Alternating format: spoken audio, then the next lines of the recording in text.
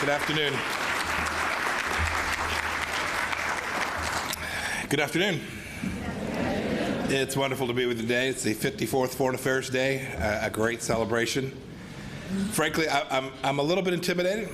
You all in this room have hundreds, if not thousands of years of combined diplomatic experience. I've got one in a week now, I think.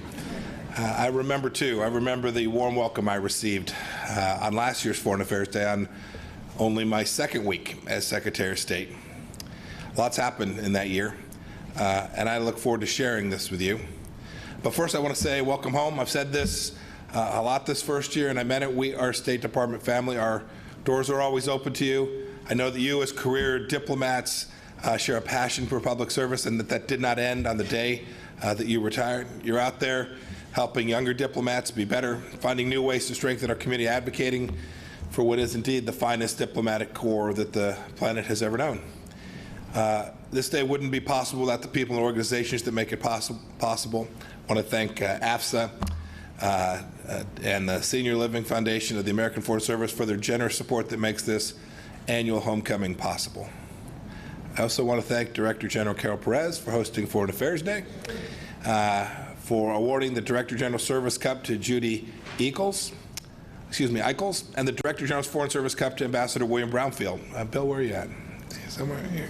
They had to leave. All right. Thanks as well to Ambassador Tom Shannon for his participation in today's luncheon speaker. And finally, congratulations to Ambassador Jacques-Paul Klein, recognized this morning with the DECOR Foreign Service Cup. Pretty cool. A week ago today, I hit my one-year mark as Secretary where I entered the job. I think it's fair to say that there was a lot going on here. And I knew that I needed to do something that would revive spirit and excellence of the State Department, for which we've been known for 230 years. So let me run down just a few things which we've accomplished as a team, getting as close to full strength as we can and building our organization for the future. First thing was I reaffirmed the value of our family members. It's hard work what we do. Diplomacy is hard work. Our diplomats depend mightily, just as I do, on our loved ones to get through long hours, demanding travel routine, and frankly, tough deadlines to meet. I know I can barely comb my hair in the morning without Susan's help. Don't have as much as I used to. But you know, these family members don't get a paycheck, yet make enormous contributions to what it is we all do. I've tried to reinforce that message from day one. In keeping with that, we quickly lifted a hiring freeze on eligible family members, those who actually do get a paycheck. And we've now got nearly 3,000 of them coming off the sidelines. 3,000 coming off the sidelines into positions that make a real difference at every post. I've said this, I've been criticized a bit. This was easy.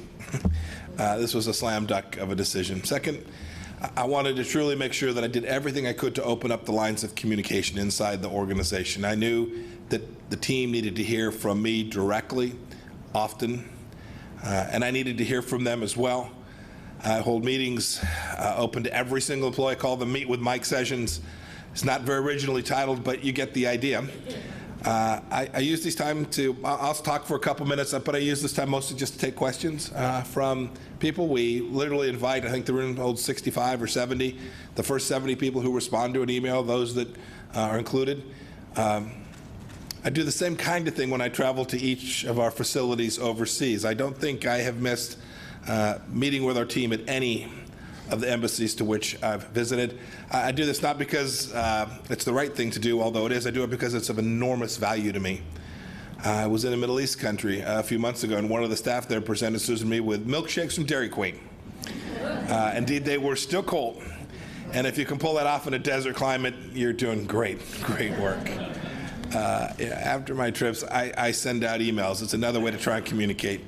I talk about what we did, how we did it. I thank the team for the work that they did on the ground to help make the trip successful, or in the case it wasn't, the things they did to make sure that we did all we could to have made it successful. And I've also traveled some, the last point. I've also traveled some here in the United States telling the State Department story. I've done it on trips all around the country. I'm going to keep doing it. I want to make sure that we have individuals from all across America who understand the importance of what we do, why we do it, the good that comes to America from the work we do, And they need to know this. They need to know how the State Department brings value to their lives. And I talk about what we do on energy, on economic mission, our national security mission. I talk about all the work we do in consular affairs, the work we do to help keep Americans safe when they travel abroad.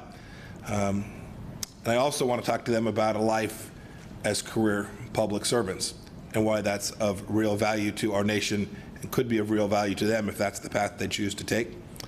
I knew when I came here that I needed to get the team back on the field, that we were a bit depleted. Things are going in the right direction now. There's still more work to do.